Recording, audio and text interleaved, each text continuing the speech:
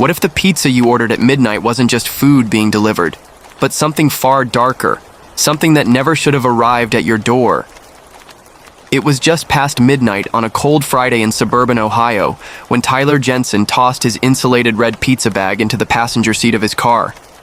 He was 21, broke, and tired, working late-night shifts at Angelo's Pizza to keep up with rent and community college fees. The streets were nearly empty, silent except for the hum of his old Honda Civic. But there was something different about this delivery. The order had come in just before closing. A large pepperoni, extra cheese, no contact delivery. Nothing unusual, except the address. Tyler had never seen it before. Hidden deep off Maple Hollow Road, a rural stretch known for abandoned houses and the occasional drunk driver, the GPS led him to a pin that didn't quite match the map. The address had no history in the system, no prior orders, and when Tyler asked his manager about it, the old man frowned. That place? Thought it was condemned years ago, Angelo muttered, rubbing his thick, flour-dusted hands together. But if someone paid online, just drop it off quick, don't hang around. Tyler laughed nervously. What, you think a haunted house wants pizza? But Angelo didn't laugh back. Driving down Maple Hollow felt like entering another world. The streetlights thinned until only the car's headlights lit the path. Tall, crooked trees loomed on either side, their skeletal branches rattling in the wind. Tyler checked his phone. No signal. Only the glowing blue arrow on his GPS stubbornly urging him forward. Finally, the house appeared. It stood at the end of a gravel path, half hidden behind overgrown weeds. 2 stories tall, with boarded windows and a sagging roof, the place looked like it hadn't been lived in for decades. Yet the porch light burned a faint, flickering yellow, like a dying candle struggling against the dark. Okay, that's creepy, Tyler muttered, pulling into the drive. He grabbed the pizza box, stepping out into the cold night air. The smell of damp leaves and mildew filled his lungs. Somewhere in the woods, an owl hooted, then went silent. The porch creaked under his weight as he approached the door. There was no doorbell, just a rusted knocker shaped like a snarling wolf's head. Tyler hesitated, then knocked 3 times. No answer. He set the pizza box down, about to leave, when the door slowly creaked open on its own. The house yawned before him, a dark hallway, the faint smell of dust and something rotten drifting out. Tyler's chest tightened. Hello? Pizza delivery? His voice cracked slightly. No response. He placed the box just inside the threshold. All right, enjoy your pizza, mystery customer. As he turned to leave, a whisper drifted out from the darkness. Stay. Tyler froze, his breath catching. He spun around, but the hallway was empty, only shadows stretching deeper inside. Who's there? No answer, only the sound of something shifting upstairs, like heavy footsteps pacing across an old wooden floor. His instinct screamed at him to run, but a strange chill prickled the back of his neck. Curiosity, or something darker, rooted him in place. Slowly, almost against his will, Tyler stepped 1 foot inside the house. The door slammed shut behind him. The pizza box slid across the dusty floor on its own, stopping at the base of the staircase. Tyler's phone buzzed in his pocket. He pulled it out. No new message, no call. Just the GPS app flickering strangely, the blue arrow spinning in circles before flashing one final word across the screen. Don't deliver. Before Tyler could react, the lights upstairs flickered on, casting long, broken shadows across the hallway. And then, he heard it. A voice, calm, female, and impossibly close, whispering directly into his ear. You shouldn't have come here. Tyler spun around, but no one was there. Only the cold air pressing against his skin, and the faint sound of the pizza box creaking open on its own. The sound of the pizza box creaking open echoed through the hallway like fingernails dragging across wood. Tyler's chest rose and fell in sharp, shallow breaths. He edged closer, his sneakers crunching against layers of dust. The lid of the pizza box was half open, and for a moment he thought maybe it was just the wind. But there was no draft in the house, only still, suffocating air. Slowly, he crouched down and flipped the box open. The pizza inside was untouched, but written across the melted cheese in a substance darker than sauce were 4 smeared words. "You brought it back." Tyler staggered back, bile rising in his throat. He glanced toward the door. It was shut, locked somehow from the inside. His phone's flashlight barely cut through the thick shadows now stretching across the walls. Something moved upstairs. Not footsteps this time, but the sound of dragging, something heavy scraping across the floorboards. "Hello?" Tyler called out, his voice trembling. "This isn't funny!" Silence. Then faintly, a child's giggle floated down from above. Tyler gripped the railing of the staircase, knuckles white, his every instinct screaming to run. But something about that laugh, it wasn't playful. It was hollow, empty, like someone imitating the sound of a child. He forced himself up the steps, each one groaning under his weight. The upstairs hallway stretched long and narrow, lined with peeling wallpaper and doorways that gaped open like black mouths. At the far end, one door was shut tight, faint yellow light spilling from underneath. And then, his phone buzzed again. Hands shaking, Tyler pulled it out. A text message glowed on the cracked screen, but it wasn't from a number. It was from his own phone. "Stop climbing, it's not me." The words pulsed on the screen before the device went black, refusing to power back on. A shiver crawled up his spine. He turned, ready to bolt back down the stairs, only to see that the path behind him had changed. Where the staircase had been moments before, there was now only another stretch of hallway, identical to the one in front of him.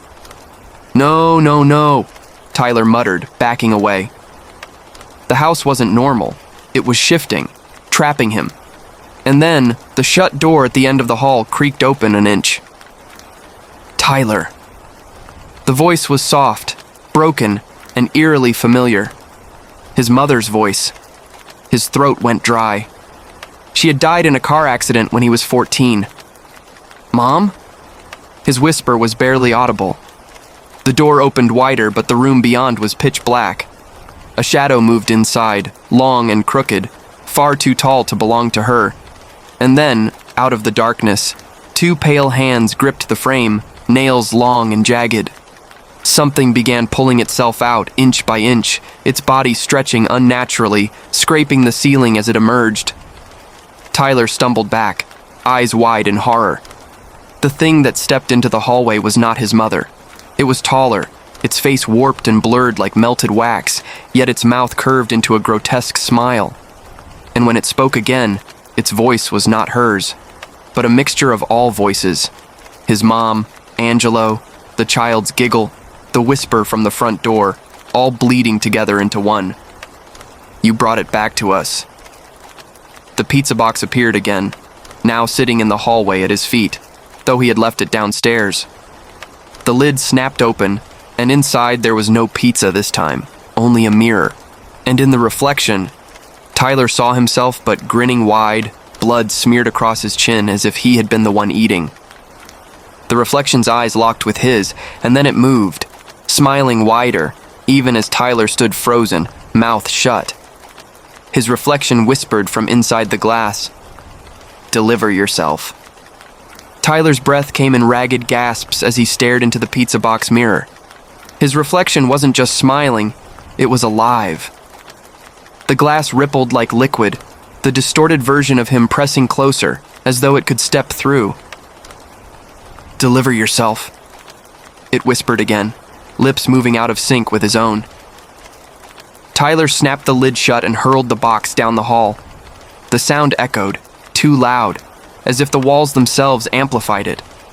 When the noise died, the house went unnaturally silent, the kind of silence that made his ears ring. Then came the knocking. Knock. Knock. Knock. It wasn't from the front door. No. The sound was coming from inside the walls. Tyler stumbled back, pressing against the peeling wallpaper. The knocking followed him, always just behind the surface, like someone crawling within the hollow spaces of the house. "Let me out!" A voice hissed from inside the wall. His throat tightened. "Who are you?" "You." The wallpaper bulged outward as though something beneath the surface was pushing against it, trying to claw its way free. Tyler bolted, running deeper down the endless hallway, not caring where it led. His sneakers pounded against the warped wood as doors on either side began slamming shut on their own. Bang! Bang! Bang! Until only one door at the very end remained open, glowing faintly with sickly yellow light. He skidded to a stop, chest heaving. The open door led to a small, dimly lit room. Inside was a single wooden table. Sitting on the table was another pizza box, identical to the one he had delivered. His hand shook as he approached. He didn't want to look inside, but his body moved anyway, like he was being guided. He opened the box. Inside was no pizza. Instead, there was an old, yellowed newspaper clipping. The headline read, "Local delivery driver found dead, body never recovered." The picture beneath the headline made his stomach drop. It was him. Same messy brown hair, same tired eyes, same red delivery jacket. But the date on the article was 20 years ago. "No," he whispered, backing away. This isn't real." Behind him, the door slammed shut. The light flickered out. When it flickered back on, Tyler wasn't in the room anymore. He was standing in front of a stranger's house, bright, clean, suburban. A porch light glowed warmly. In his hands, he held the pizza bag. A small girl answered the door, smiling up at him. "You're late," she said sweetly. Tyler blinked in confusion. He wasn't supposed to be here. He didn't even know this address. Then the girl's eyes darkened, her smile stretching too wide. "But you always come back." Her parents appeared behind her, faces pale and blurry, watching him with hollow expressions. They all spoke in unison, voices flat and cold. "You deliver the curse. You always have. You always will." Tyler dropped the pizza bag, stumbling backwards off the porch. The neighborhood warped and twisted around him like a melting painting, the sky bleeding red, the houses bending at impossible angles. And there it was again, the mirror, floating in the air above him, rippling like water. His reflection leaned out, grinning. "You're not delivering pizza, Tyler. You're delivering yourself, and every house is waiting." The reflection's hand reached through the glass, stretching toward his face. Tyler screamed and swung at the reflection's arm, but when he looked down, the pizza bag in his hands had transformed. It wasn't a bag at all. It was a black coffin, small enough to carry, and on its lid his own name was carved. The weight of the coffin in Tyler's arms was crushing, heavier than it looked. His fingers trembled against its cold, splintered wood. His name was etched deep across the lid. Tyler Jensen. The letters bled as though freshly carved, crimson dripping onto his shirt. He stumbled backward, nearly dropping it, his lungs burning. "No! No, this isn't real! This isn't real!" But the coffin shifted. Something inside moved. 3 slow knocks rattled from within, echoing exactly like the knocks he had heard in the walls. Knock, knock, knock. Tyler froze, his heartbeat thundering in his ears. The wood beneath his hands pulsed like flesh. The lid cracked open an inch. A sliver of pale skin showed inside. His fingers pushed through. "No," Tyler whispered. "That's not me. That's not..." The lid burst open. Tyler's own body sat up from inside the coffin, its eyes black pits, its lips curled into a lifeless grin. It climbed out slowly, limbs jerking like a broken puppet, until it stood face to face with him. His double spoke in his voice, but deeper, warped. "You've delivered me, like you always do." Tyler stumbled back against the warped street, houses bending and flickering around him like a dying film reel. His double advanced, each step cracking the ground beneath them. "I'm not you," Tyler spat, voice trembling. The double tilted its head. "You think you were delivering pizza? No, Tyler. You've been delivering yourself to us, piece by piece. Every late-night shift, every lonely road, every shadow you ignored. You were feeding the hunger. The neighborhood dissolved around them, colors draining until only the house on Maple Hollow Road remained. Tyler was back where it all started, standing in the front hallway, the coffin gone, but his double still there, inches from his face. The air grew heavy, suffocating. Shadows crawled across the walls, forming dozens of faces, men, women, children, all delivery drivers. Their hollow eyes locked onto him. They whispered in unison, "You're next." The double placed its cold hands on Tyler's shoulders, forcing him down to his knees. The pizza box reappeared before him, shut tight. "Open it," the double commanded. "I won't," Tyler croaked. Its grin widened. "Then you'll starve here forever."